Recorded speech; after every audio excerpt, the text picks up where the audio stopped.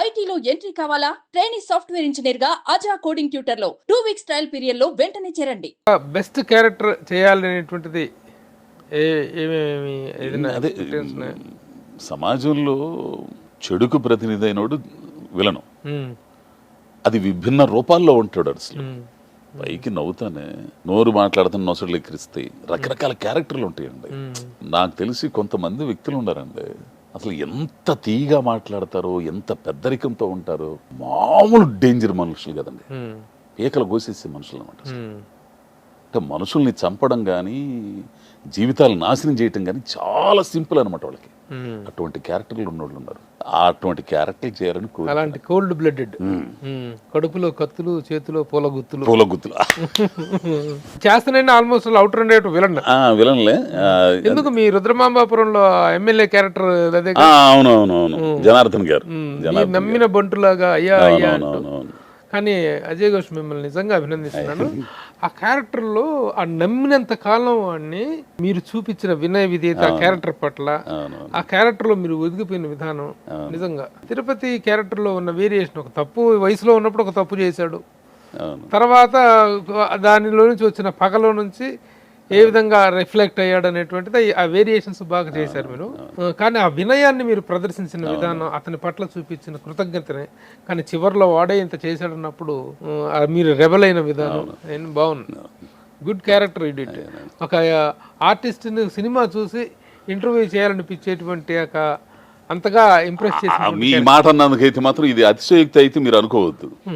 ప్రభు అని ఒక senior journalist చేత నేను ఇంటర్వ్యూ చేయబడే స్థాయికి నేను ఎదిగానంటే చాలు నాకు.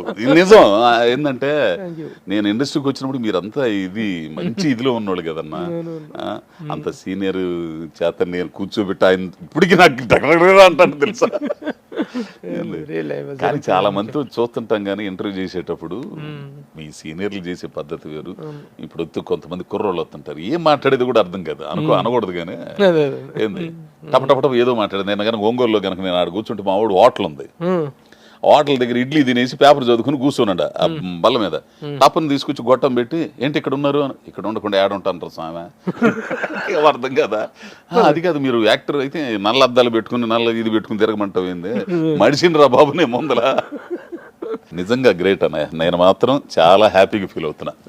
నేను ఎప్పుడెప్పుడా అసలు ఇంకో విషయం నేను అనుకునేవాడిని, మీరొకరు ఆంధ్రజ్యోతిలో సీనియర్ ఉంటారు, ఆయన నాగేంద్ర కుమార్ గారు అడుగుతుంటారు, ఆయన అడుగుతుంటారు. వీళ్ళందరి చేత నీ అమ్మయ్య ఒకరు లోన మీరు అడిగి నన్ను రావయ్యానని పిలుచుకున్నట్టు నాకు మాత్రం చాలా గ్రేట్ అన్న. అది మాత్రం ఎందుకంటే పర్ఫార్మెన్స్ అనేటువంటిది ఒక ఆర్టిస్టిక్ వాల్యూస్ అనేటువంటివి ఉన్నప్పుడు వాటిని గౌరవించి 10 మందికి చెప్పాల్సినటువంటి బాధ్యత మా మీద కూడా ఉంది. ఏదో ఒక తీసుకొచ్చి ఒక ఇంటర్వ్యూ కోసం చేయటం కాదు, సముచితంగా మీలాంటి ఆర్టిస్ట్కి దక్కాల్సిన గౌరవం, దానికి దక్కాల్సినటువంటి అభినందన దక్కాలి, మీకు అప్రిషియేషన్ మీకు దక్కాలి. Very good. ఇంకా ఏమిటి ఎక్స్పాన్షన్స్ ఏమైనా ఉన్నాయా కెరీర్కి? స్టోరీ రైటర్ రాశారనుకుంటే లోపలికి ఆ ఇచ్చింగ్ అనేటువంటిది రకరకాలుగా ఉంటది. నేనైతే ఖచ్చితంగా నాకు అవి అయితే ఉన్నాయి. రైటింగ్ నిమ్మన జాతుల నుంచి వచ్చిన కథలు కొన్ని ఉన్నాయి. నా మీద బాగా ప్రభావం చూపించిన వాళ్ళు కేశవరెడ్డి గారు కానీ, వాళ్ళు నాకు ఆ కథలు కానీ రియలిస్టిక్ స్టోరీలు వస్తాయి. అదే వస్తాయి. ఒక యానాదులు జీవితాల మీద ఒక కథ ఒకటి రాబోతుంది, కృష్ణాష్టమి అని. ఎవరు చేస్తున్నారు? అది ఎవరు చేస్తారో మరి తెలియదు కానీ ఒక కథ అనుకున్నాం. హీరో క్యారెక్టర్ ఏమంటే ఏముండదు దాంట్లో. మరి రైటింగ్ తర్వాత నెక్స్ట్ స్టెప్ డైరెక్షన్ అంటే? అబ్బే అంత సీన్ లేదు నాకు, అంత సీన్ లేదు. కాకపోతే ఏంటంటే ఆ కథను నేను అది చెప్పగలుగుతాను నేను, ఎందుకంటే అది మీరు ఇందాకనే విశేష జనబాహుళ్యంతో ఉంది కాబట్టి బంధాలు అట్లా సమస్యలు. క్యారెక్టర్గా బిజీ అయిపోయారు, యాక్టర్గా బిజీ అయిపోయారు, చాలా క్యారెక్టర్లు చేస్తున్నారు. రెమ్యూనరేటరీగా హ్యాపీగా ఉన్నారు? పర్లేదు, బాగా గౌరవప్రదంగా ఇస్తున్నారా? గౌరవప్రదంగానే ఇస్తున్నారు. అజయ్ ఘోష్ డిమాండ్ చేస్తారా? అబ్బే డిమాండ్ గిమాండ్ ఏం లేదయ్యా, ఎవరు ఎంత ఇచ్చాను తీసుకుంటే రోజువారీ లెక్క, రోజువారీ కూలి అంతే. నేను అంతే అదే మాట అంటా, నా పని చేసుకుంటే రోజు ఏ రోజు కూలి ఆ కూలి నాకు ఇచ్చేయండి అయ్యా అంటుంటా. ఎంత రోజుకు 2 లక్షలు తీసుకుంటా? బాబోయ్ అంత టోన్ కాదులే అన్న. Okay, comfortable, happy. అందరు కూడా బాగా ఇది చేస్తున్నారు అసలు, ప్రొడ్యూసర్లు కానీ వీళ్ళందరూ కానీ. దిల్ రాజు గారి అయితే ఒక 2-3 సినిమాలు కమిట్ కాబోతున్నాను. ఎలా ఎవరన్నా మేనేజర్ని పెట్టుకున్నారు? ఉన్నారు, మేనేజర్ ఉన్నారు. ఎవరు? భగత్ సింగ్ అని మా రెండోవాడే చూస్తున్నాడు. అబ్బాయినా? మేనేజర్ ఒకటి ఇక్కడే ఉంటాడా బాబు? ఇక్కడే ఉంటున్నాడు వాడు. తను అతను కూడా ఈ కథల గీత గురించి కొంచెం ఇంట్రెస్ట్. నేను కొంతకాలం చూస్తాను, ఇండస్ట్రీ పరిస్థితి చూస్తాను, ఏదైనా సెట్ అయితే చూద్దాం అని నాకు అని అన్నాడు. సరే నీ ఇష్టం స్వామి, నువ్వు ఎట్టన బతుకు, మా నాదేం లేదు అని అన్నా.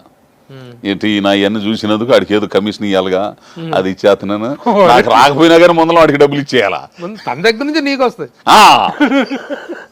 తను తీసుకునే కదా నీకు, తను తీసుకుని ఇస్తాడు నాకు, మిగిలింది కొట్టేస్తా అంతే.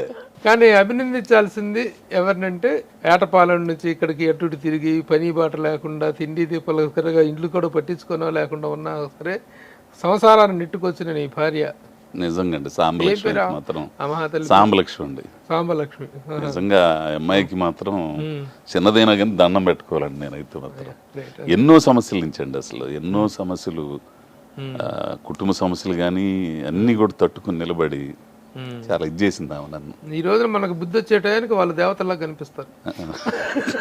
ఈ మాట వింటే ఆమె అసలు అయ్యా ఆయన ఎవరో కానీ అలాంటి ఒక స్థాయి నుంచి ఈ రోజున ఒక గౌరవప్రదంగా ఇండస్ట్రీలో ప్రతి ఒక్కరితో గుర్తించబడే, అభిమానించబడేటువంటి స్థాయికి రావటం, life is a very good turning. అవునండి, నేనైతే అనుకోలేదు స్వామి.